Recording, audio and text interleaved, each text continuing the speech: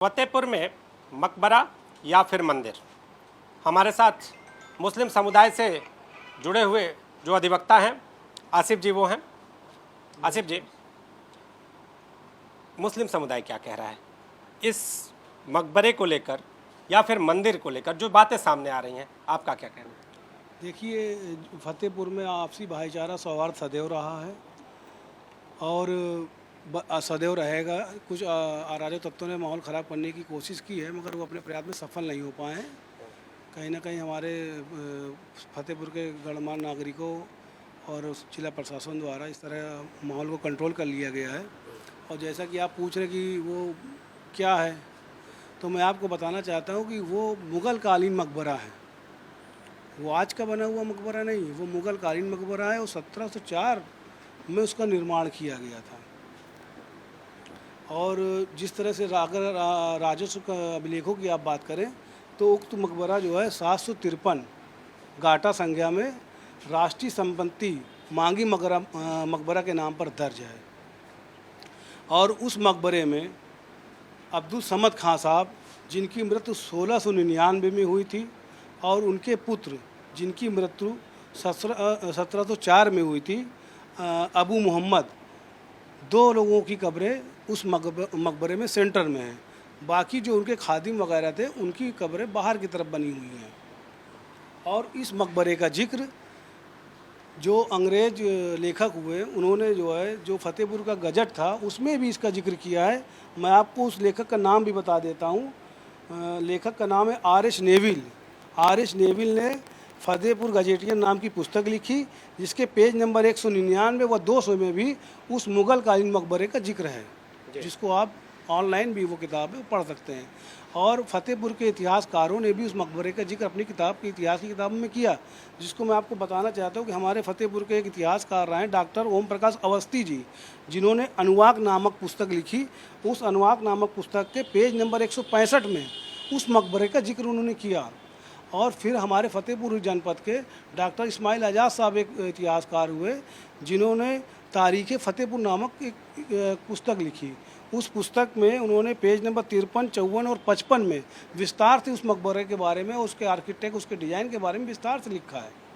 ये मकबरा बनवाया किसने था?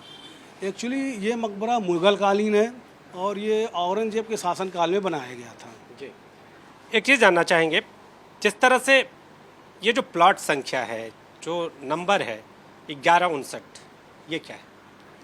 एक्चुअली मैं आपको बताना चाहूँगा कि उसकी भी मैंने खतौनी निकाली है। मैंने दोनों जो डिस्प्यूट है वो इसी बात का है कि 1159 का जो खतौनी है सर, मैं आपको दिखाना चाहूँगा। ये 1159 है, 1159 खतौनी ये है।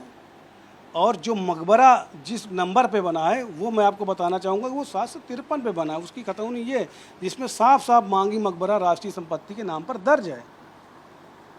ये कुछ लोग हमारे फतेहपुर शहर को गुमराह करके, इस तरह का माहौल क्रिएट करके, ये कभी विवाद नहीं रहा फतेहपुर में। ये 753 जो आप बता रहे हैं, जो संख्या है, ये 1159 में ही है या अलग है? वो संख्या, गाटा संख्या अलग है, ये गाटा संख्या अलग है। 1153 क्या वो अलग गाटा संख्या है? वो गाटा संख्या अलग है और ये मकबरे की गाटा संख्या अलग है। उससे इसका कोई लेना देना नहीं है। दरअसल हमारे फतेहपुर में आपसी भाईचारा सौहार्द हमेशा रहा, ये कभी विवाद था ही नहीं।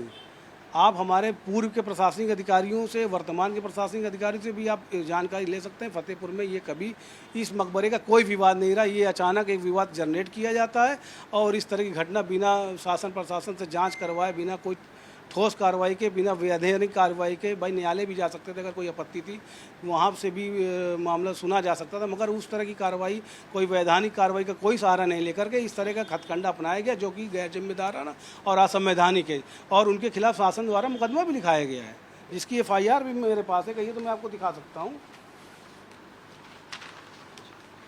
ये देखिए, हमारे फतेहपुर थाना कोतवाली में 319/2025 एक मुकदमा पंजीकृत किया गया है, जिसमें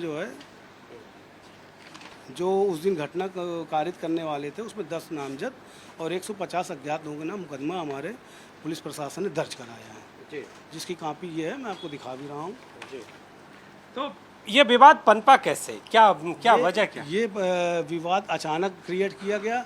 ये हम लोग को भी कुछ नहीं सर इसके बारे में जानकारी है। कभी इससे पहले इस तरह का कोई विवाद हमारे इसके पीछे क्या है, क्यों हो रहा है ये?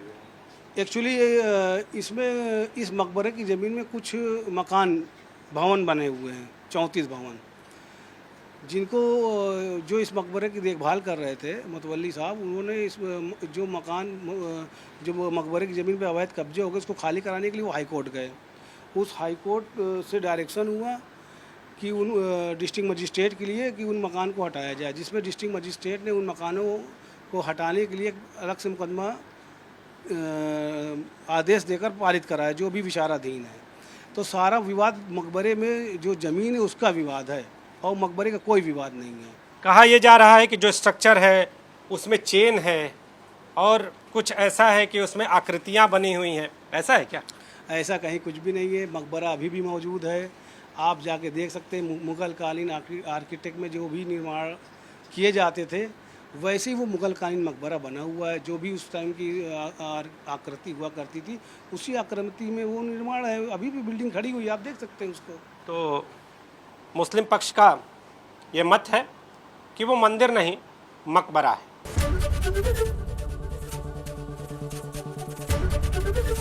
एबीपी गंगा, खबर आपकी, जुबान आपकी।